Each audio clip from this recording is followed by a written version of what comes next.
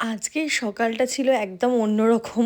সকালবেলা চায়ের চুমুক দিতে দিতে আমার কর্তামশাই আমাকে বলছিল, চলো কোথা থেকে একটা ঘুরে আসি।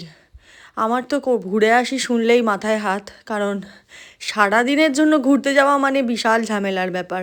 ছোট বাচ্চার চান আছে, খাওয়ানো আছে, সব কিছু আছে।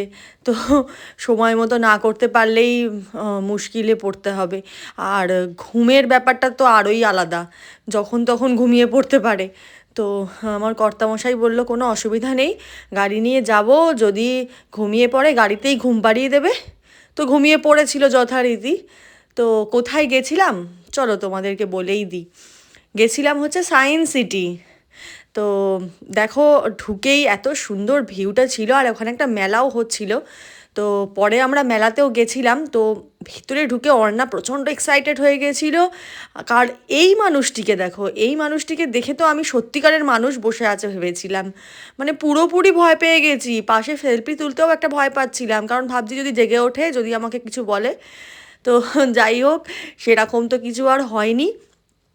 আলটিমেটলি ওখানে গিয়ে সত্যিই খুব মজা পেয়েছি, আর সত্যিই ভিতরের ভিউগুলো খুব ভালো ছিল। আর এখানকার দেখো, এখানে সব ক্যামেরায় যে ফটোগুলো উঠছিল, সেগুলো আমাদের কিছু কিছু ফটোও আবার ওখানে কালেক্ট হচ্ছিল। তারপরে দেখো, এখানকার সমস্ত এক্সিবিশনের জায়গাগুলো দেখে নিলাম, ফার্স্টে ডিসকভার করে নিলাম, এবং ওখানে নিজে নিজে সুইচ টিপলেই অনেক কিছু হয়ে যাচ্ছিল। তো যারা যারা এখনও অবধি তোমরা সায়েন্স সিটিতে যাওনি, তারা ডেফিনেটলি ছোট বাচ্চা থাকলে আগে নিয়ে যাও সায়েন্স সিটি, কারণ ওখানে খুব সুন্দর, মানে ভিতরে দেখার, অনেক কিছু বোঝার এবং অনেক কিছু ডিসকভার করার জায়গা আছে। আর ওখানে যদি তোমরা বলো যে কিছু খাওয়া দাওয়ার জন্য, ওখানে ছোটোখাটো দোকান আছে, কফি চা এগুলো খাওয়ার মতো আছে। আর নর্মাল টুকটাক জলখাবার খাওয়ার মতো কিছু কিছু দোকান ছিল। তো আমরা অতটা খেয়ে উঠতে পারিনি, কারণ আমরা খুব তাড়াহুড়োতে ছিলাম। অর্ণা ঘুমিয়ে পড়েছিল, ঘুম থেকে উঠেই অর্ণার সেকেন্ড ন্যাপের টাইম হয়ে যাচ্ছিলো।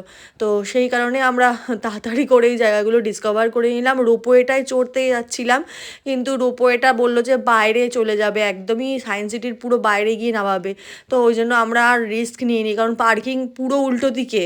তো আবার ওদিক থেকে হেঁটে হেঁটে পুরো পার্কিং অবধি যেতে হবে। তো সেই কারণে আমরা আর রোপওয়েতে ওঠা হলো না এবারে। আর একটা শো হচ্ছিল ওখানে, 6টা থেকে স্টার্ট ছিল, কিন্তু 3D অ্যানিমেশনের হবে।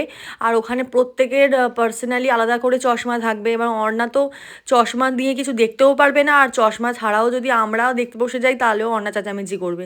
তো সেই কারণে আমাদের আর শোটা দেখাও হয়নি। আমরা নর্মাল যেগুলো ছিল ওখানে আউটসাইডে সায়েন্সের জিনিস, সেগুলো ডিসকভার করে বাড়ি চলে এলাম।